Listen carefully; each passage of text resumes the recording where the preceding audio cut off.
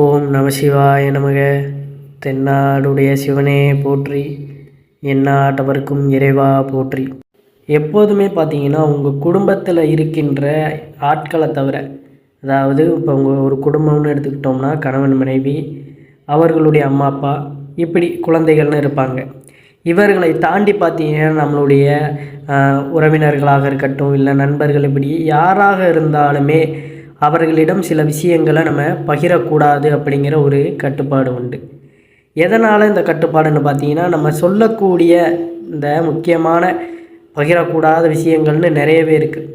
இதெல்லாம் நம்ம பெருமைக்காகவும் சில நேரங்களில் ஒரு சில கஷ்டத்திற்காகவும் நம்ம அவர்களிடம் கூறும் பொழுது இதன் மூலமாக நமக்கு பலவிதமான துன்பங்கள் வரும்.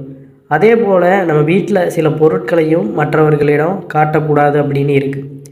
இந்த மாதிரி நிறைய விஷயங்களை நீங்கள் இந்த பதிவின் மூலமாக தெரிந்து கொள்ள போகிறீர்கள். அதாவது இந்த பதிவில் கூறப்பட்டுள்ள விஷயங்களை நீங்கள் செய்து கொண்டு இருந்தீங்கன்னா கட்டாயம் இதை ஸ்டாப் பண்ணிவிட்டு இனிமேல் பார்த்தீங்கன்னா இந்த மாதிரி எந்த ஒரு விஷயத்தையும் நீங்கள் யாரிடமும் ஷேர் பண்ணக்கூடாது அப்படிங்கிறத தெரிந்துக்கோங்க.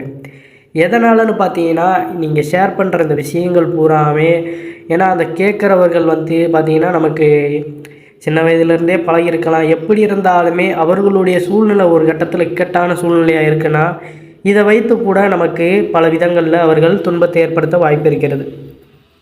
அதனால் யாராக இருந்தாலுமே நம்ம வீட்டில் உள்ள நபர்களை தவிர எந்த ஒரு தனிநபராக இருந்தாலும் அவர்களிடம் சில விஷயங்களை பகிரக்கூடாது அப்படிங்கிற ஒரு கட்டுப்பாடு உண்டு. அது சாஸ்திர ரீதியாக ஆன்மீக ரீதியாக நமக்கு நன்மைகளை கூறப்பட்டுள்ளது. ஏன்னா இதனால் தேவையில்லாத எதிர்வினைகள், அந்த பொறாமை, கண் திருஷ்டி, இல்லைன்னா சில பேர் நம்ம நல்லா இருக்கிறோம் அப்படின்னு தெரிஞ்சாலே நமக்கு தேவையில்லாத எதிர்வினைகளை கிளப்பி விடவும் வாய்ப்பு இருக்கிறது. அதனால் இந்த பதிவில் கூறப்பட்டுள்ள முக்கியமான இந்த விஷயங்களை யாரிடமும் பகிர்ந்து கொள்ளாதிருங்க. வீட்டிற்கு யார் வந்தாலுமே அவர்களை முடிந்தவரை பார்த்தீங்கன்னா ஹால்லே வச்சு உட்கார வச்சு பேசி அனுப்பிடணும். பெட்ரூமு, இல்லை சமையலறை, பூஜை ரூமு, இந்த மற்ற இடங்களுக்கு கொண்டு போய் பார்த்தீங்கன்னா எந்த விதத்திலையும் காட்டக்கூடாது. இது எல்லாமே ஒரு வித பொறாமை பார்வையும் கன்சிஸ்டியும் கொடுக்கும் அப்படிங்கிறது. எல்லாரும் அப்படி இருக்க மாட்டாங்க. இருந்தாலும் ஒரு சிலவங்க எப்படி இருப்பாங்கன்னு நமக்கு தெரியாது. ஏன்னா அது தெரிஞ்சதுக்கப்புறம் நமக்கு அது பெரிய ஒரு துன்பமாக இருக்கும். நான் இவ்வளோ தூரம் பழகினேன், ஆனால் இப்படி பண்ணிட்டாங்களே அப்படிங்கிற மாதிரி நம்ம எண்ணுவோம். அதனால் கட்டாயம் நீங்கள் முதலே எவ்வளோ நீங்கள் நெருக்கமாக இருந்தாலும் சரி, இல்லை தூரத்து சொந்தமாக இருந்தாலும் சரி, யாராக இருந்தாலுமே அந்த ஒரு லிமிட்டோடு நீங்கள் பழகும் பொழுது தான் உங்களுடைய வாழ்க்கையும் எப்பொழுதும் சிறப்பாக இருக்கும் அப்படிங்கிறத தெரிந்து கொள்ளுங்கள். வாங்க நம்ம மற்றவர்களிடம் பகிரக்கூடாத விஷயங்கள் என்ன, காட்டக்கூடாத விஷயங்கள் என்ன அப்படிங்கிறத நம்ம இந்த பதிவில் தொடர்ந்து பார்க்கலாம். இந்த பதிவை முழுவதுமாக பாருங்கள். நம்மளுடைய சேனலுக்கும் முதன்முறையாக வரவங்க சப்ஸ்கிரைப் பண்ணி மறக்காமல் உங்களுடைய நண்பர்களுக்கும் இந்த பதிவானதை பகிர்ந்து கொள்ளுங்கள். பிறரிடம் நம்ம கூறுகின்ற வார்த்தைகள் அப்படிங்கிறது நம்ம சாதாரணமாக பேசுகிறதாக இருக்கணும். ஒரு பெருமைக்குன்னு நான் தான் இப்படி இருக்கிறேன், மற்றவர்கள் எல்லாமே தாழ்ந்து இருக்கிறார்கள், இப்படின்னு ஏகப்பட்ட வழிகளில் நம்மளுடைய சூழ்நிலைக்கேற்ப தன்னை உயர்த்தியும் தாழ்த்தியும் பேசுவோம். உயர்த்தி பேசினாலும் அதில் ஒரு பிரச்சனை தான், தாழ்த்தி பேசினாலுமே நம்மளுடைய நிலையில் ஒரு துன்பம் ஏற்படும். அதனால் முடிந்த அளவுக்கு இந்த 10 விஷயங்களை நீங்கள் தவிர்த்து கொண்டாலே உங்களுடைய வாழ்க்கை பார்த்திங்கன்னா நல்ல ஒரு மேன்மையாக இருக்கும் அப்படிங்கிறதான் நிதர்சனமான உண்மை. அது என்னென்ன விஷயங்கள் அப்படிங்கிறத நம்ம தெரிந்து கொள்ளலாம். நம்மளுடைய சேனலுக்கும் முதன்முறையாக வரவங்க சப்ஸ்கிரைப் பண்ணி வச்சுக்கோங்க. தொடர்ந்து முழுவதுமாக இந்த வீடியோவை பாருங்கள். அப்போ தான் நம்ம சொல்ல வர்ற கருத்து என்னன்னு உங்களுக்கு புரியும். முதல் விஷயம் அப்படின்னு பார்த்தீங்கன்னா, நம்மளுடைய குடும்பத்தில் நடக்கின்ற அந்த நிகழ்வுகள், அதாவது நல்ல நிகழ்வு நடக்கலாம், கெட்டது நடக்கலாம். இரண்டையுமே பார்த்தீங்கன்னா உடனே யாருன்னே தெரியாத, இல்லை நம்ம கூட பழகிக்கிட்டு இருக்கிறவங்க, நெருங்கியவர்கள் யாராக இருந்தாலுமே பார்த்தீங்கன்னா உடனே உங்களுடைய வீட்டு குடும்ப விஷயங்களை சொல்லிவிடக்கூடாது. குடும்பத்திற்குள்ள ஒரு நல்ல ஒரு செய்தி நடந்தாலுமே அது பொறுமையாக பார்த்தீங்கன்னா கூறுவதே நல்லது தான். அதே போல் ஏதாவது துன்பம் ஏற்படுது, பிரச்சனையில் இருக்கும் அப்படிங்கிற பட்சத்தில் அதையும் உடனே நம்ம வெளிக்காட்டி கொள்ளக்கூடாது. அதை எப்படி நம்ம அந்த சைலண்டான முறையில் சரி செய்து கொள்ளணும் அப்படிங்கிறத நம்ம உணர்ந்து கொள்ளணும். அதாவது கணவன் மனைவிக்குள்ளே சண்டை வருவது, இல்லை குழந்தைகள் படிப்பில் கவனம் குறைவாக இருப்பது, இல்லை வேறு ஏதாவது பணப்பிரச்சனை இப்படின்னு எது ஓடினாலுமே பார்த்தீங்கன்னா அந்த பிரச்சனைகள் எல்லாமே முடிந்தளவு நாமளே சால்வ் பண்ணுறதுக்கான ஐடியாக்களை தேடணும்.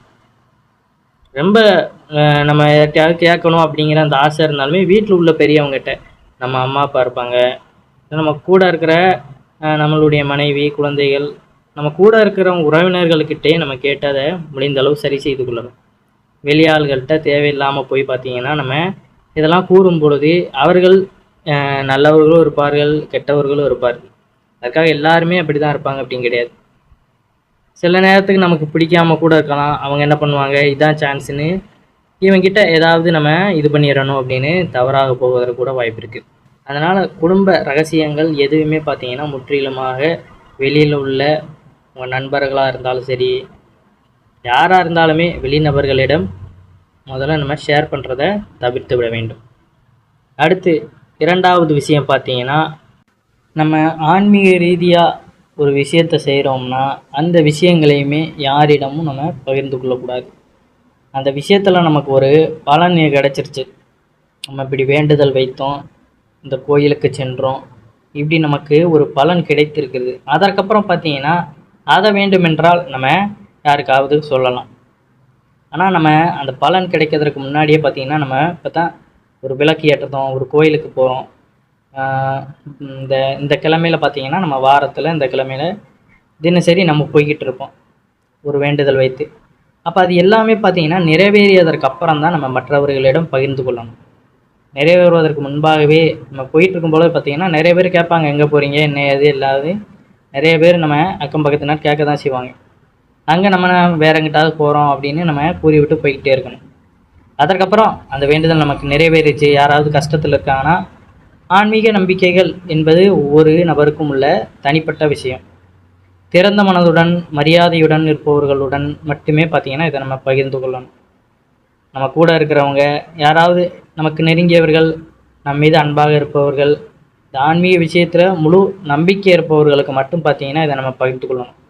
மூட எண்ணம் கொண்ட ஒருவருடனும் உங்கள் நம்பிக்கைகளை பகிர்ந்து கொள்கின்ற தேவையற்ற நம்ம ஏதாவது சொல்கிறோம்னா அதை மற்றவர்களிடம் சொல்லி கேலி கிண்டல் பண்ணுறவங்ககிட்டலாம் பார்த்திங்கன்னா இவ்வாறான விஷயங்களை நம்ம பகிர்ந்து கொள்ளக்கூடாது.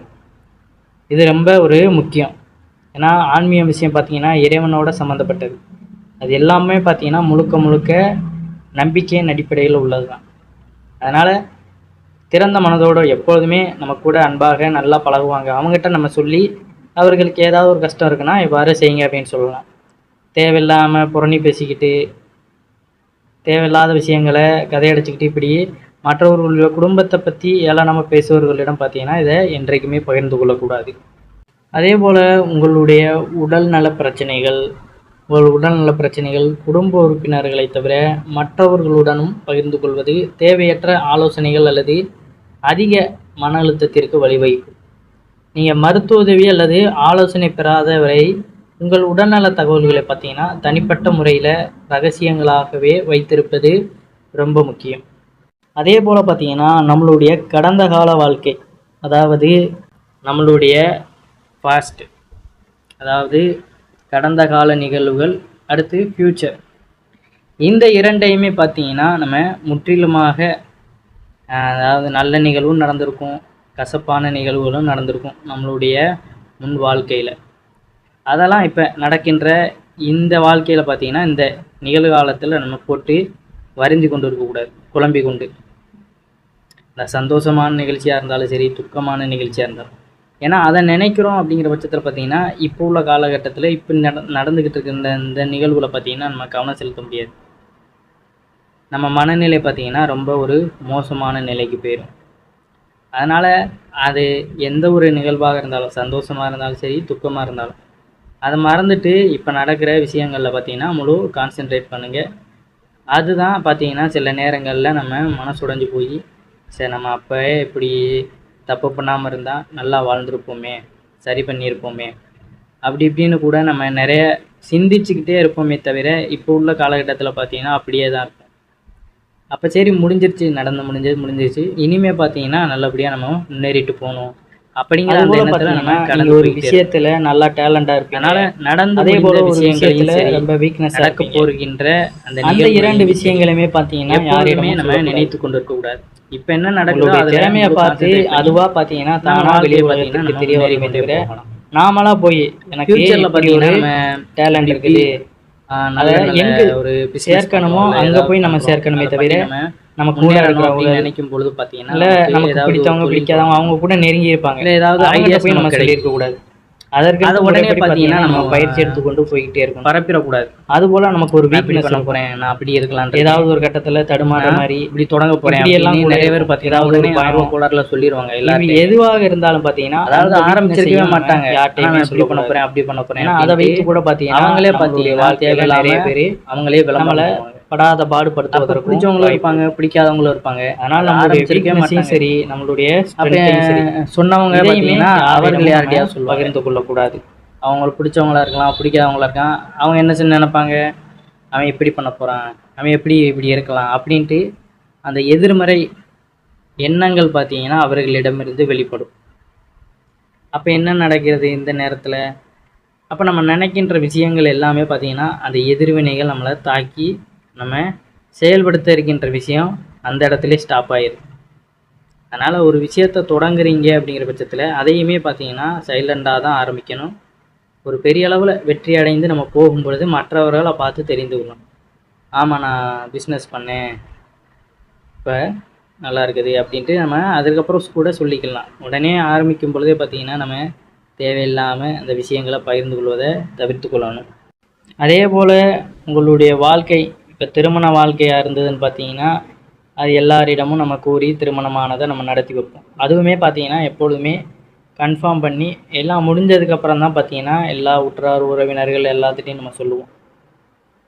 மேரேஜ் நம்ம இப்போ பொண்ணு பார்த்துட்டு போயிருக்காங்க அப்படிங்கிற பட்சத்தில் பார்த்தீங்கன்னா எல்லாத்துட்டையுமே நம்ம சொல்ல வேண்டிய அவசியம் கிடையாது. எல்லாம் கன்ஃபார்ம் ஆயிடுச்சு, தாலி கோர்த்துட்டாங்க அப்படிங்கிற பட்சத்தில் அதற்கப்புறம் நம்ம ஒவ்வொரு ஆளுக்காக போய் பத்திரிக்கை பண்ணி இது பண்ணுவோம். அந்த திருமண வாழ்க்கை பந்தமும் பார்த்தீங்கன்னா நம்ம எல்லாமே நிச்சயிக்கப்பட்டதுக்கப்புறம் மற்றவர்கள்ட்ட சொன்னால் கூட போதும். அதே போல் காதல் வாழ்க்கை நிறைய பேர் பார்த்தீங்கன்னா காதல் பண்ணுவாங்க, காதலித்து அதற்கப்புறம் திருமணம் பண்ணுவாங்க. இந்த காதல் வாழ்க்கையும் பார்த்தீங்கன்னா நிறைய சண்டை சச்சரவுகள் ஏற்படும், பிரிந்து போவாங்க, திரும்ப சேருவாங்க. இப்படி நிறைய பிரச்சனைகள் இருந்தாலுமே அதையுமே பார்த்தீங்கன்னா இருவருமே உங்களுக்குள்ளே பேசி தீர்த்து கொள்ளணும். வெளியாட்கள் அப்படின்னே உங்களுடைய நண்பர்கள் அவர்களுடைய நண்பர்கள் அப்படின்னே இருவர்கிட்டையுமே பகிர்ந்து கொள்ளக்கூடாது. இப்படி என் கூட சண்டை போடுறாங்க, அப்படி இருக்கிறான் அப்படி இருக்கான்னு இருவருமே பார்த்தீங்கன்னா பகிர்ந்து கொள்ளக்கூடாது வேறு யார்கிட்டையும். ரெண்டு பேருமே ஒருவருக்கு ஒருவர் மனம் விட்டு பேசி புரிந்து கொள்ளும்படியான விஷயங்களை நம்ம சொல்லணும். ஏன்னா மற்றவர்களிடம் நம்ம கூறும்பொழுது பார்த்தீங்கன்னா அவர்கள் நமக்கு எதிர்வினையே கிளப்பி விட வாய்ப்பு இருக்குது. அதனால் உங்களுக்குள்ளேயே ஒரு நல்ல ஒரு அண்டர்ஸ்டாண்டிங்கோட வாழ்க்கையை நீங்கள் நகர்த்தும் பொழுது தான் பார்த்தீங்கன்னா அந்த வாழ்க்கையும் உங்களுக்கு பெஸ்ட்டாக இருக்கும். அதனால் திருமணம் காதல் வாழ்க்கை இதுலேயுமே பார்த்தீங்கன்னா இரண்டு பேருமே எந்த ஒரு பிரச்சனை நடந்தாலும் உங்களுக்குள்ளே ஏதாவது அடுத்தடுத்து நீங்கள் ஏதாவது மூவ் பண்ணிட்டு போகிறீங்க, கணவனோ மனைவியோ ஏதாவது வாழ்க்கையில் சாதிக்கிறீங்க அப்படிங்கிற பட்சத்தில் பார்த்தீங்கன்னா இருவருமே ஊக்கமளிக்கணும். அது நல்ல விஷயமா இருக்கணும். ஃபஸ்ட்டு பார்த்தீங்கன்னா இருவருமே சப்போர்ட் பண்ணி ரெண்டு பேருமே பார்த்தீங்கன்னா அந்த விஷயத்தில் சந்தோஷமாக வாழ்க்கை வாழ்ந்துட்டு போகணும். ஒருவருக்கு ஒருவர் மனம் விட்டு நல்லபடியாக பேசணும். எல்லா விஷயத்திற்குமே பார்த்தீங்கன்னா சண்டை போடக்கூடாது. ஒரு சின்ன சின்ன விஷயத்திற்குன்னு பார்த்தீங்கன்னா எப்பொழுதுமே எரிஞ்செறிஞ்சு விழுந்துக்கிட்டு இவ்வாறான சூழ்நிலை இருக்கக்கூடாது. ஒருவருக்கு ஒருவர் உதவி செய்து கொண்டு நல்ல முறையில் அனுசரித்து போகும்போது தான் பார்த்தீங்கன்னா அந்த வாழ்க்கையும் பெஸ்ட்டாக இருக்கும். சண்டை போடாமல் யாருமே இருக்க மாட்டாங்க. அந்த போட்டாலுமே பார்த்தீங்கன்னா கொஞ்ச நேரத்தில் இருவருமே பேசி விடுவது மிகவும் சிறப்பான விஷயமாக இருக்கும். அடுத்து பார்த்தீங்கன்னா எந்த ஒரு உங்களுடைய அடுத்த கட்டத்திற்கு நீங்கள் போவீங்க பார்த்தீங்களா. இப்போ ஒரு பிஸ்னஸ் பண்ணுறீங்க, அதில் ஒரு வளர்ச்சி ஏற்படுது. அப்படியே மேலே மேலே நீங்கள் போயிட்டுருக்கும் பொழுதும் அந்த விஷயங்களையுமே யார்கிட்டையும் நம்ம சொல்லக்கூடாது. இல்லை நம்ம இப்போ வேறு வேலை பார்த்துக்கிட்டு இருக்கோம், திடீர்னு நமக்கு ஒரு பதவி உயர்வு ஏற்படும், இல்லை வேறு வேலைக்கு நம்மளுக்கு ப்ரொமோஷன் ஏற்படும். இப்படி ஏகப்பட்ட விஷயங்கள் நடக்கும் வாழ்க்கையில். அடுத்தடுத்து நமக்கு ஒரு ஆச்சரியம் தர்ற மாதிரி இறைவன் நமக்கு கொடுப்பாரு. அதையும் பார்த்தீங்கன்னா எனக்கு இப்படி நடந்துருச்சு, நான் இவ்வளோ பெரிய ஆளாயிட்டேன் அப்படின்னு நாம் நம்மளை உயர்த்தியும் பேசக்கூடாது. நீ இன்னும் இங்கே தான் இருக்கியா அப்படின்னு மற்றவர்களையுமே தாழ்த்தி பேசக்கூடாது. இதன் மூலியமாகவும் பார்த்தீங்கன்னா நம்ம அந்த உயரத்திற்கு போனாலுமே சில சமயங்களில் அந்த இடத்துல நமக்கு எதிர்வினைகள் கிளம்பி திரும்ப நம்ம நினச்சி பார்க்க முடியாத அளவுக்கு கீழே வந்துடுவோம். அதனால் யாரையுமே உயர்த்தியும் நம்ம பேசக்கூடாது, நாமளையும் உயர்த்தி பேசக்கூடாது, யாரையும் தாழ்வாகவும் எண்ணக்கூடாது. அனைவருமே சமம்தான் அப்படிங்கிற அந்த மனநிலையிலும் நம்ம இருக்கணும். அதே போல் ஒருவர் உங்களை வெறுக்கிறாங்க, நம்ம ஏதாவது முயற்சி செய்கிறோம், அதை பார்த்தாலே அந்த பொறாமை குணத்தோடு இருக்கிறாங்கன்னா, இல்லை எதற்கெடுத்தாலும் நம்ம வம்படியாக வந்து சண்டை போடுறாங்கன்னா, அந்த பீப்புள்ஸ்கிட்ட இருந்து பார்த்தீங்கன்னா நம்ம விலகி இருப்பதே மிகவும் நல்லது. உடனே நாமளும் போய் பார்த்தீங்கன்னா அவர்களிடம் சண்டை போடுவது, இவ்வாறான பிரச்சனைகளை ஈடுபடுவதாக இருந்தோம்னா நம்மளுடைய வாழ்க்கையை தான் நமக்கு பாழாகி போயிடும். கொஞ்சம் நம்ம வாழ்க்கை தரத்தை அனுசரித்து புரிந்து கொண்டு நகர்த்தி கொள்வதற்கு முயற்சி செய்யணும். ஒரு இடத்துல இருக்கிறோம், அந்த இவங்க சரியில்லை அப்படிங்கிற பட்சத்தில் பார்த்திங்கன்னா நம்ம விலகி போவதில் எந்த ஒரு தவறும் கிடையாது. நாமளும் வம்படியாக அவங்க கூட போட்டி போட்டுக்கிட்டு சண்டை போடுறோம்னா அந்த இடத்துல நமக்கு பெரிய பிரச்சனை தான் ஏற்படும். அதனால் நம்ம மற்றவர்கள் நமக்கு பிடிக்கலை அப்படிங்கிற பட்சத்தில் நம்ம விலகி சென்று விடுவது மிகவும் நல்லது. அதுதான் பார்த்திங்கன்னா ஒரு மனிதனுக்கு உண்மையான அழகு. அதே போல் பார்த்திங்கன்னா நம்ம அன்புக்குரியவர்கள் இல்லை நம்ம கூட இருப்பவங்க யாராக இருந்தாலுமே நம்மளை நம்பி ஒரு விஷயத்தை சொல்லுகின்ற எந்த ஒரு உறவாக இருந்தாலுமே அதையுமே நம்ம யாரிடமும் பகிர்ந்து கொள்ளக்கூடாது. ஏன்னா அவர்கள் நம்மளை நம்பி நமக்கு இப்படி ஒரு பிரச்சனை இருக்குது, இதிலேருந்து ஏதாவது மீண்டு வருவதற்கான வழி இருக்கா அப்படின்னு நம்மளை நம்பி கேட்பாங்க. சில பேர் பார்த்திங்கன்னா இதை தவறாக பயன்படுத்துவாங்க. இவனுடைய பிரச்சனை நமக்கு தெரிஞ்சிருச்சு, இதை வச்சு இவனை ஏதாவது பண்ணிடலாம் அப்படின்னு கூட யோசிப்பாங்க. இப்படி மோசமான பார்த்திங்கன்னா நிலையெல்லாம் நம்ம என்றைக்குமே சிந்திக்கக்கூடாது. ஒரு ஆபத்தில் இருக்காங்க, அவங்க கஷ்டத்தை நம்மக்கிட்ட சொல்கிறாங்க அப்படிங்கிற பட்சத்தில் அதுலேருந்து மீண்டு வருவதற்கு நமக்கு தெரிஞ்சால் அந்த ஆலோசனையை வழங்கலாம். இல்லைன்னா பார்த்திங்கன்னா நம்ம அங்கேருந்து அமைதியான முறையில் கடந்து போய் விடுவது நல்லது. அதற்காக நான் இப்படி பண்ணுறேன் அப்படி பண்ணுறேன்னு தேவையில்லாமல் பார்த்திங்கன்னா அவர்களுக்கு எண்ணங்களை ஊட்டி பயன்படுத்தவும் கூடாது. தெரிஞ்சால் மட்டும் பார்த்திங்கன்னா அதிலேருந்து நம்ம பேசணுமே தவிர உடனே அவ்வளோதான் நீ இந்த பிரச்சனைகளை மாட்டிக்கிட்ட அப்படி இப்படின்னு நம்ம அவர்களை பயமுறுத்தக்கூடாது. இதுவும் பார்த்திங்கன்னா பல பேர் ஏதாவது ஒரு அவர்களுக்கென்று தனிப்பட்ட ஒரு ரகசியமான ஒரு பிரச்சனைகள் இருக்கத்தான் செய்யும். அதையே யார் யாருக்கு என்னென்ன இருக்குது அப்படின்னு நம்ம அலசி பார்க்க வேண்டியதில்லை.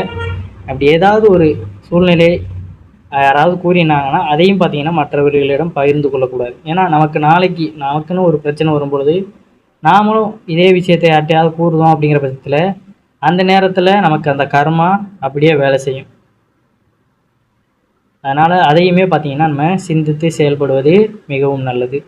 இப்போ இருக்கிற காலகட்டத்தில் பார்த்திங்கன்னா நிறைய பேர் ஒரு நல்லா முன்னேறி கொண்டு போகிறாங்கன்னா அவர்கள் எப்படி எவ்வளோ வருமானம் வாங்குகிறாங்க அப்படிங்கிறது தான் முதல்ல விசாரிப்பதாக இருக்கும். நலன் விசாரிக்கிறார்களோ இல்லையோ, எவ்வளோ வருமானம் வாங்குறீங்க அதை பார்த்திங்கன்னா மெயினாக கேட்பாங்க. இப்படி உள்ளவர்கள்ட்ட பார்த்திங்கன்னா நம்ம எப்படி சிந்தித்து செயல்படணுமோ அப்படி நம்ம செயல்படணும். உடனே நம்ம உண்மையான வருமானத்தை கூறுவது அப்படிங்கிறது கூடாது. ஏதோ வாங்குகிறேன், வேலை செய்கிறோம், அதற்கு தகுந்தாப்புல அப்படின்னு நம்ம கூறிக்கொண்டு போகணும். அதே போல் நம்ம இலக்கையுமே நம்ம கனவு வச்சுருப்போம், ஒரு இலக்கு, இப்படி நம்ம வேலைக்கு போகணும், நம்மளுடைய ஆசை இப்படி இருக்கும், அதையுமே பார்த்திங்கன்னா யாரிடமுமே பகிர்ந்து கொள்ளக்கூடாது. வருமானம், இலக்கு, குடும்ப விஷயங்கள், அதற்கப்புறம் பார்த்திங்கன்னா காதல் வாழ்க்கை, திருமண வாழ்க்கை, இந்த விஷயங்களை எல்லாமே பார்த்திங்கன்னா நீங்கள் மெயினாக யாரிடமும் கூறாமல் உங்களுடைய வாழ்க்கையை நகர்த்தி கொண்டு போனாலே அந்த வாழ்க்கை சுபமாக அமையும் அப்படிங்கிறது தான். அதனால் முடிந்தளவு இந்த விஷயங்களை முதல்ல தவிர்த்து கொள்ளுங்கள். ஏன்னா நம்ம வயதான காலம் வந்துருச்சு, ரொம்ப ஒரு வயசான காலம் வந்துருச்சுன்னா நம்ம சில விஷயங்களை பேசுகிறோம் அப்படிங்கிறத பெரிதாக கண்டுகொள்ள மாட்டாங்க.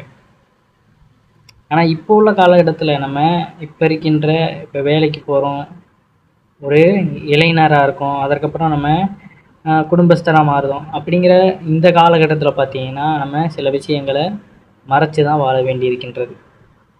வயதான காலத்தில் நம்ம சிரிச்சுக்கிட்டே நான் அப்படி இருந்தேன் இப்படி இருந்தேன் அப்படின்ட்டு, எனக்கு அப்போ இப்படி கூட தெரியாது அப்படின்னு நம்ம தமாஷா பேசலாம். ஆனால் வாழ்கின்ற இந்த காலகட்டத்தில் ஓடிக்கொண்டு இருக்கின்ற பொழுது பார்த்திங்கன்னா ஒவ்வொரு விஷயத்தையுமே நம்ம ரகசியமாக தான் வைத்துக்கொள்ள வேண்டியதாக இருக்குது. ஏன்னா கொஞ்சம் கொஞ்சமாக காலம் மாற மாற பார்த்திங்கன்னா பணத்தின் தேவை அதிகமாக இருக்குது. இப்போ எந்த விஷயத்தில் எங்கேருந்து யார் நமக்கு துரோகம் பண்ணுவோம் அப்படிங்கிறதே தெரியாது. அதனால் முடிந்தளவு இவ்வாறான விஷயங்களை தவிர்த்து கொண்டு வாழ்வதே சிறந்தது. அப்போ யார்கிட்டையுமே எதையுமே பேச முடியாதா அப்படின்னா உங்களுக்கு அன்புக்குரியவர்கள் இருக்கிறாங்க, உங்கள் கணவனோ மனைவியோ குழந்தைகள், இவர்களுக்கு மேலே உங்களுக்கு என்ன உலகம் இருக்குது? அதனால் இவர்களிடமே பகிர்ந்து கொண்டு நலமோடு வாழுங்கள். உங்கள் அம்மா அப்பா இப்படி இவர்கள் தான் நம்மளுடைய உலகமே தவிர மற்றவர்கள் பார்த்தீங்கன்னா எல்லாமே ஒரு பேச்சு வழக்கு, ஏதோ ஒரு உதவி இப்படின்னு நம்ம அனுசரித்து கொண்டு போகணும்.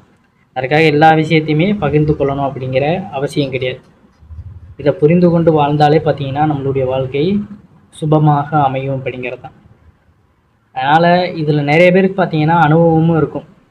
நிறைய பேர் நிறைய விஷயத்த நிறைய பேர்கிட்ட சொல்லி அவர்களுக்கு குழம்பி போயிருப்பாங்க. நம்ம யாருக்குமே இதை தெரிவிக்கலையே, இவங்ககிட்ட மட்டும்தான் சொல்லியிருப்போம், ஆனால் நமக்கு இப்படி இப்படி பிரச்சனைகள் ஏற்படுதுன்னு தெரிய வரும்போது தான் நமக்கே புரியும். அப்போ இவ்வளோ நாள் நம்ம கூட இருந்தவங்க தான் இப்படி பண்ணியிருக்காங்க. அதனால் கொஞ்சம் சூதானமாக இருந்து கொள்வது மிகவும் நல்லது அப்படிங்கிறது தான். இவ்வாறு நம்ம கள்ளக்கபடம் இல்லாமல் சில பேர் பார்த்திங்கன்னா மற்றவர்களிடம் பழகுவார்கள். எதை அடுத்தவர்களிடம் சொல்லுவது, எதை அடுத்தவர்களிடம் சொல்லக்கூடாது என்று தெரியாமலே சொல்லிவிடுவார்கள். எந்த பொருளை அடுத்தவர்களுக்கு காட்டுவது, எதை அடுத்தவர்களுக்கு காட்டக்கூடாது என்ற அடிப்படையான பக்குவம் கூட பார்த்திங்கன்னா சிலருக்கு இருக்காது. அவர்களை குத்தம் குறை நம்ம சொல்ல முடியாது. ஏன்னா அவர்களுடைய அந்த வெகுளித்தனமான குணம் அப்படி அவர்களை வைத்திருக்கும். ஆனால் சில விஷயங்களில் சில நாசுக்கான மறைவு இருக்கத்தான் செய்யும். பெரியவர்கள் அடிக்கடி சொல்வார்கள், நண்பர்கள் யாரையாவது வீட்டிற்குள்ளே அழைத்து வந்தால் கூட ஹாலிலே வைத்து உட்கார வைத்து பேசி அனுப்பி வீட்டிற்குள்ளே, அதாவது சமையலறை, தூங்குகிற அந்த பெட்ரூம், அதுவரையெல்லாம் பார்த்திங்கன்னா அழைத்து செல்லாது என்று இந்த வார்த்தையை சொல்லிவிட்டால் இன்றைய காலத்து இளைஞர்களுக்கு பார்த்திங்கன்னா கோபம் வரும்.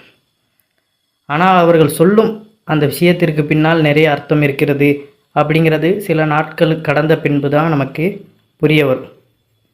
யாராக இருந்தாலும் இப்போ உள்ள சூழ்நிலையில் பார்த்திங்கன்னா நம்ம எவ்வளோ அன்பாக பழகியிருந்தாலுமே அவர்களுடைய நோக்கம் அப்படிங்கிறது நமக்கு ஒரு கட்டத்தில் தான் தெரிய வரும். ஆனால் எதுவரையும் நமக்கு எதற்காக பழகியிருக்கிறார்கள் அப்படிங்கிறது நமக்கு அதன் மூலியமாக அவர்கள் உணர்த்தி விட்டு போயிடுவார்கள். அப்புறம் நமக்கு புரிய வரும். அப்புறம் வருத்தப்பட்டு எந்த ஒரு பிரயோஜனமும் கிடையாது. ஆனால் முதலையே எப்பொழுதுமே பார்த்திங்கன்னா சேஃபாக இருந்துக்கிறது தான் ரொம்ப நல்லது. அளவோடு பேசி அளவோடையே நம்ம நட்பு வைத்து கொள்வது தான் ரொம்ப ஒரு நன்மைகரமானது விஷயம். ஒருவர் கண் போல் பார்த்திங்கன்னா ஒருவர் கண் அப்படிங்கிறது இருக்காது. மண்ணை தின்றால் கூட மறைத்து தின் என்று ஒரு பழமொழி உள்ளது. சில விஷயங்களை நீங்கள் செய்யும் பொழுது அதை மறைத்து தான் செய்தாக வேண்டும். அந்த வரிசையில் பிறருக்கு நம்முடைய வீட்டில் காட்டக்கூடாத இடம் எது, பிறருக்கு நம் வீட்டில் இருக்கும் எந்தெந்த பொருட்களை காட்டவே கூடாது என்பதை ஆன்மீகம் சார்ந்த விஷயங்களை தான் நம்ம இன்றைக்கு தெரிந்து கொள்ளப் போகிறோம். நம்மளுடைய சேனலுக்கும் முதன்முறையாக வர்றவங்க சப்ஸ்கிரைப் பண்ணி மறக்காமல் உங்களுடைய நண்பர்களுக்கும் இந்த பதிவானதை பகிர்ந்து கொள்ளுங்கள். நம்முடைய சந்தோஷம் எதுவாக இருந்தாலும் அதை வெகுளித்தனமாக அடுத்தவர்களிடம் பகிர்ந்து கொள்ளக்கூடாது. நமக்கு கணவர் ஆசையாக வாங்கி கொடுத்த பொருள், அல்லது நாம் நம் பிள்ளைகளுக்கு வாங்கி கொடுத்த பொருள், அல்லது நம்முடைய அம்மா அப்பா நமக்காக வாங்கி கொடுத்த ஆடம்பர பொருட்கள் என்று தங்கம் வெள்ளி விலை உயர்ந்த ஆடைகள் இருக்கும் அல்லவா, எதையுமே பார்த்திங்கன்னா நம்ம மொத்தமாக அப்படியே காட்டி பெருமைப்பட்டு கொள்ளக்கூடாது. இது எல்லாமே ஒருவித கண்திஷ்டியும் மற்றவர்களுடைய அந்த பொறாமை பார்வை நம்மளை தாக்கும் அப்படிங்கிறது தான். அதனால் எதையுமே நம்ம பார்க்குறோம், நம்ம குடும்பத்தார்கள் வாங்கி கொடுக்குறாங்க, அவங்களோட நம்ம சந்தோஷமாக இருக்கிறோம், அதை நம்ம வெளியே போட்டு போகிறோம்னா அதையும் நம்ம பெருமைக்கென்று சொல்லக்கூடாது. இந்த மாதிரி இப்படி வாங்கினோம், இவ்வளோ காசு கொடுத்து வாங்கினோம், அந்த தற்பெருமை அப்படிங்கிறது நமக்குள்ளே ஏற்பட்டு விட்டாலே நமக்கு அது ஒரு அழிவு தான். வீட்டில் நம்மளுடைய குழந்தைகள் நன்றாக படித்து அழகான கையெழுத்துடன் நோட்டு புத்தகங்களை வைத்திருந்தால் அதை கொண்டு போய் பார்த்திங்கன்னா மற்ற பிள்ளைகளின் அம்மாவிடமோ அல்லது தெரிந்தவர்களிடமோ உங்கள் பிள்ளை படிப்பை பற்றி உயர்த்தி பேசவே கூடாது. யாராவது கேட்டு தெரிஞ்சுக்கிறது வேறு. உங்கள் பையன் என்ன படிக்கிறான், என்ன வேலையில் இருக்கான் அப்படிங்கிறது கேட்டு தெரிஞ்சு கொள்வது வேறு. அப்பையுமே பார்த்திங்கன்னா நம்ம சுருக்கமாக சொல்லி முடிச்சிடணும். என் பையன் அங்கே வேலை வைக்கிறான், இப்படி இருக்கான் அப்படி இருக்கான்ட்டு நம்ம பெருமைக்குன்னு எதுவுமே கூறும் பொழுது அது நமக்கு துன்பத்தை தான் விளைவிக்கும். ஆனால் இந்த ஒரு விஷயத்தையும் நம்ம இன்றைக்கும் தெரிந்து கொள்ள வேண்டும். உங்கள் குழந்தைகள் நன்றாக படித்தாலும் சரி, நன்றாக படிக்கவில்லைனாலும் சரி, அதை அடுத்தவர்களிடம் சுட்டி காட்டியும் சரி பெருமைக்காகவும் நம்ம ஒருபோதும் பேசக்கூடாது. நீங்கள் சேமித்து வைக்கின்ற சேமிப்பு உண்டியல், பணம், இவைகளை பற்றியும் அடுத்தவர்களிடம் நம்ம பேசக்கூடாது. உங்களுடைய சேமிப்பு தொகை எவ்வளவு என்பது அடுத்தவர்களுக்கு ஒருபோதும் தெரியவே கூடாது. அது எதிர்காலத்தில் நமக்கு பெரிய பிரச்சனைகளை கொண்டு வந்து சேர்க்கும். கண்திருஷ்டி படுவது ஒரு பக்கம் இருந்தாலும் பலதரப்பட்ட பிரச்சனைகள் இருந்து நாம் தப்பிக்க பணம் சம்பந்தப்பட்ட விஷயத்தை பலரோடு பகிர்ந்து கொள்ளக்கூடாது.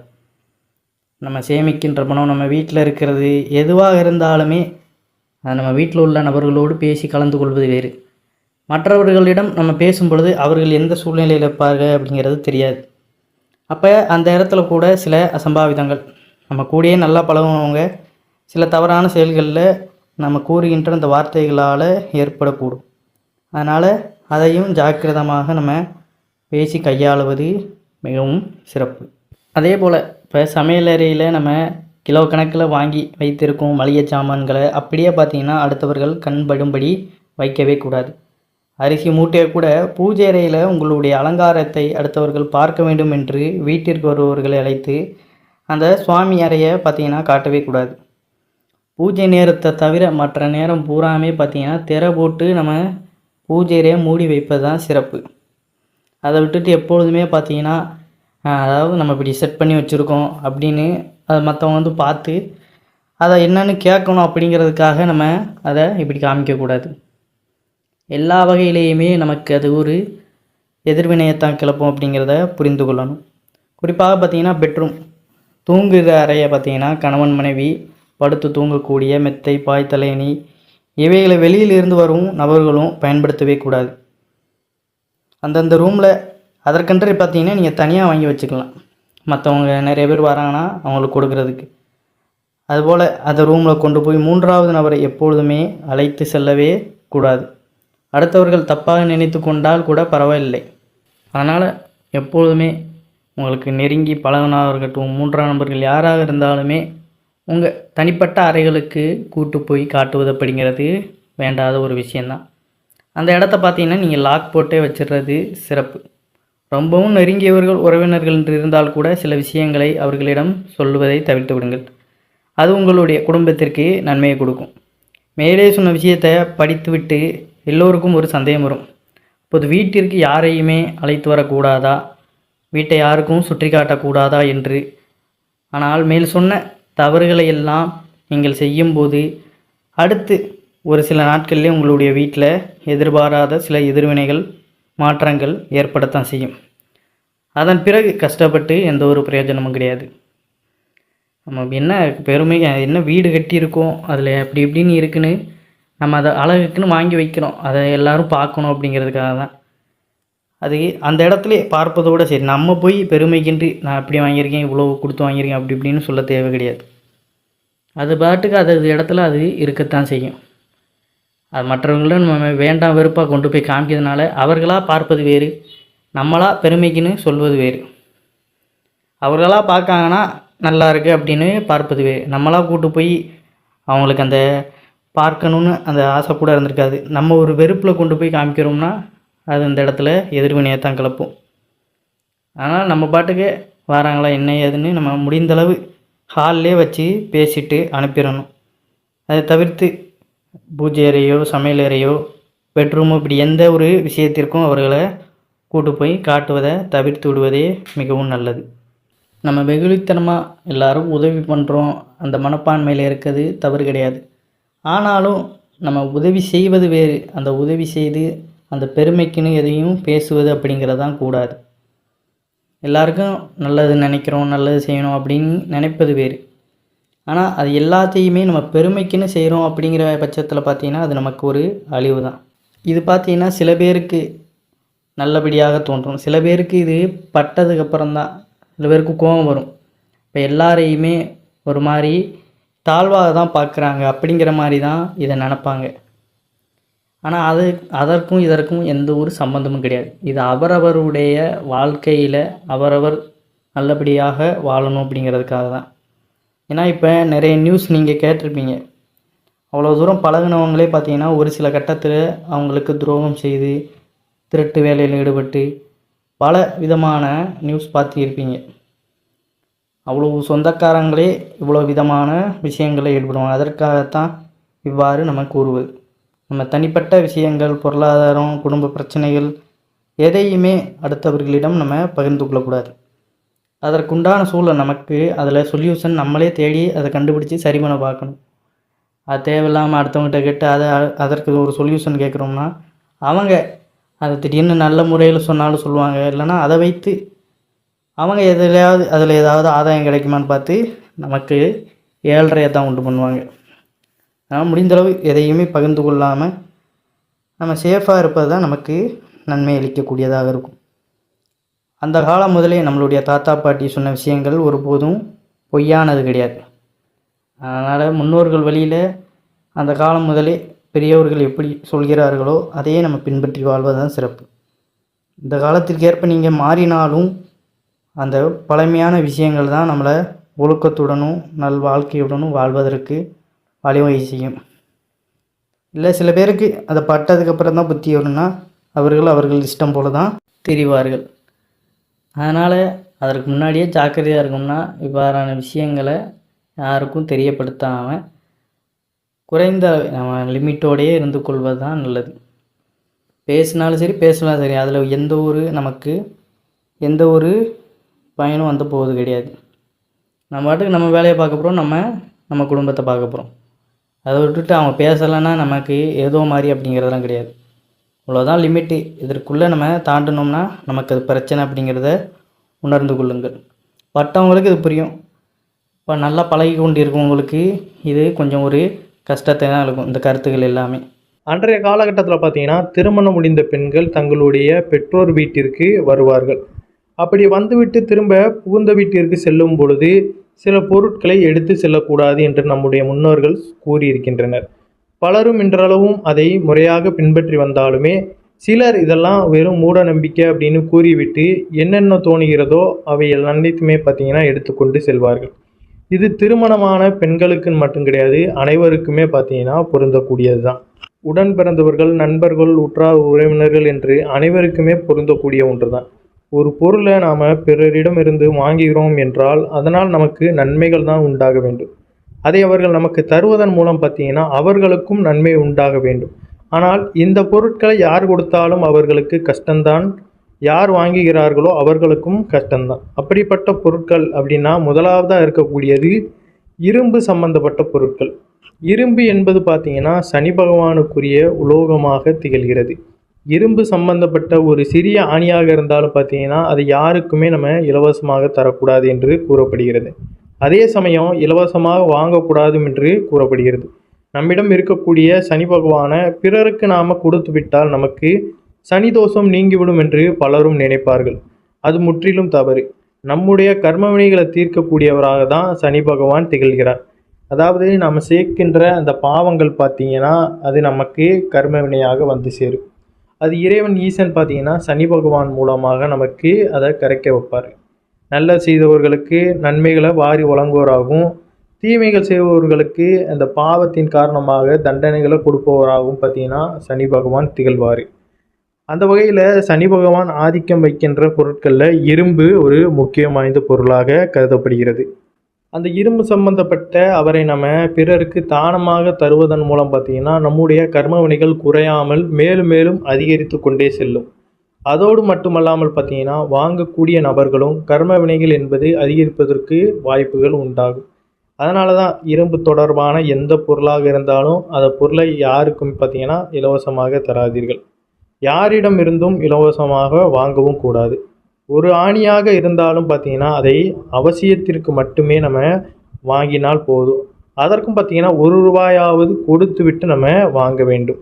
அடுத்ததாக கூறப்படுகின்ற கூர்மையான ஆயுதங்கள், சாதாரண குண்டு ஊசி அல்லது சேஃப்டி பின் இப்படி போன்றவற்றை கூட நம்ம யாருக்கும் இலவசமாக நம்முடைய கைகளால் கொடுக்கக்கூடாது. பிறரும் அதை இலவசமாக அவர்களுடைய கைகளால் வாங்கக்கூடாது.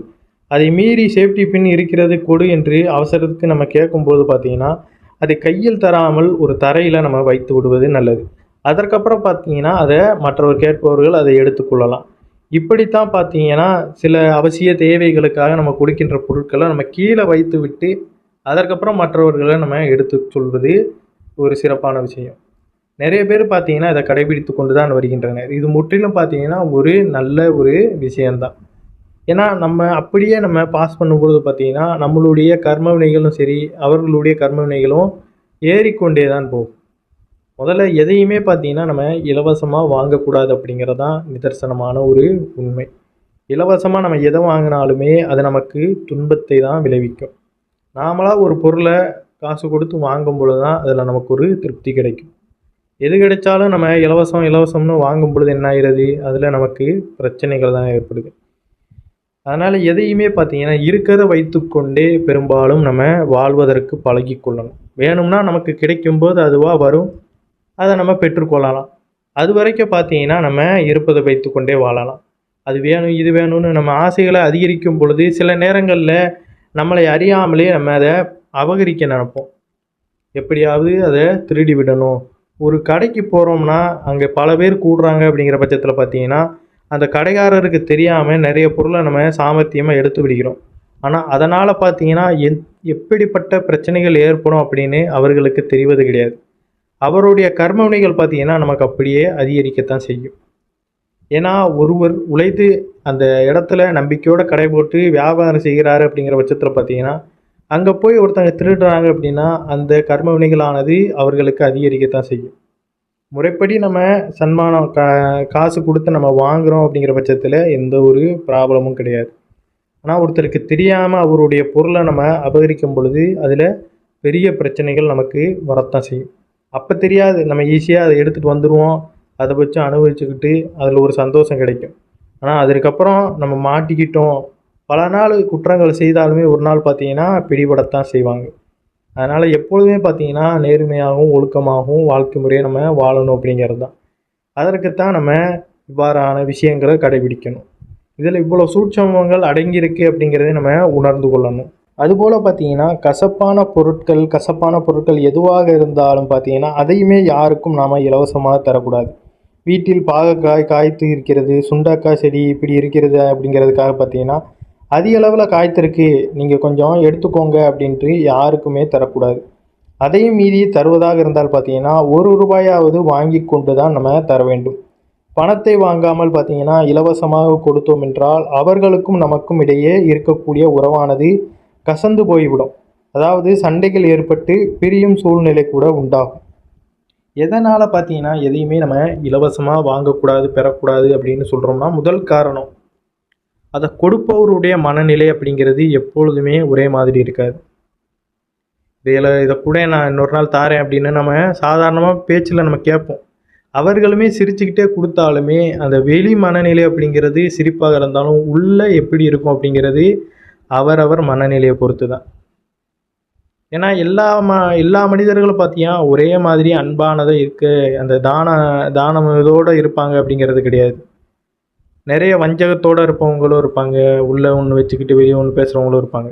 அப்பேற்பட்ட மனிதர்கள் இருக்கின்ற இந்த உலகத்தில் பார்த்தீங்கன்னா நம்ம எதையுமே யாரிடமும் இலவசமாக பெறக்கூடாது அப்படிங்கிறது தான். முடிந்தளவு நம்ம அதற்கான தொகையையோ இல்லை இலவசமாக நம்மளுடைய அன்புக்குரியவர்களே கொடுத்தாலுமே அவர்கள் அதையாவது ஒரு சிறிய பணத்தையாவது கொடுத்து விட்டு நம்ம வாங்குவது நல்லது தான். இதுதான் பார்த்தீங்கன்னா முற்றிலும் ஒரு நல்ல விஷயம். அதை தவிர்த்து எதையுமே பார்த்தீங்கன்னா நம்ம இலவசமாக பெறக்கூடாது. நம்ம கொஞ்சம் கொஞ்சமாக நம்ம வாங்க பார்த்தீங்கன்னா பிற்காலத்தில் அதுவே நமக்கு பழகி எல்லா இடத்துலையுமே நம்ம இப்படி இலவசமாக எல்லாத்தையுமே பெறும் பொழுது நிறைய கர்ம வினைகள் நமக்கு சேர்ந்து விடும். அதனால் முடிந்தவரை பார்த்தீங்கன்னா நம்மக்கிட்ட இல்லை அப்படிங்கிற பட்சத்தில் அதை விட்டு நம்ம விலகி விட்டு இருக்கிறத வைத்துக்கொண்டே நம்ம என்ன செய்யணுமோ அதை செய்யலாம். இல்லை நமக்கு வாங்கணும் அப்படிங்கிற அத்தியாவசியம் இருக்குதுன்னா அதற்காக பணத்தை நம்ம சேமித்து வைத்து வாங்கலாம். அதனால் திருடுவது இலவசமாக பெறுவது அப்படிங்கிறதெல்லாம் வேண்டவே வேண்டாம். இப்போ தானமாக கொடுக்குறாங்க அப்படின்னா மனநிறைவோடு ஒருத்தங்க கஷ்டப்படுறாங்க இறக்கப்பட்டு கொடுக்கறது வேறு. ஆனால் நம்ம சடனாக இதை கொடுங்க, எனக்கு இதை கொடுங்க அப்புறம் தாரேன் அப்படின்னு நம்ம கேட்கும் பொழுது அந்த இடத்துல இருப்பவரோட மனநிலை பார்த்திங்கன்னா எப்படி இருக்கும் அப்படிங்கிறது தெரியாது. சில பேர் நல்லா சிரிச்சுக்கிட்டே மனநிறைவோடு கொடுக்கலாம். சில பேர் பார்த்தீங்கன்னா ஏன் இதை இப்படி கேட்குறாங்க, அவங்க வாங்க வேண்டியதானே, இல்லை தேவையில்லாத ஒரு எதிர்வினையோடு அவங்க கொடுப்பாங்க. அதனால் அதெல்லாம் தேவை கிடையாது அப்படிங்கிறத நீங்கள் உணர்ந்து கொள்ளுங்கள். இருப்பதை வைத்துக்கொண்டே நம்ம வாழ்வதற்கு பழகி கொள்வது தான் சிறப்பான ஒரு விஷயமாக இருக்கும். சாதாரண பொருட்கள் தானே என்று நாம் கொடுக்கக்கூடிய பொருட்கள்லேயும் பல சூட்சுமங்கள் நிறைந்திருக்குது என்பதை நம்ம உணர்ந்து கொள்ளணும்.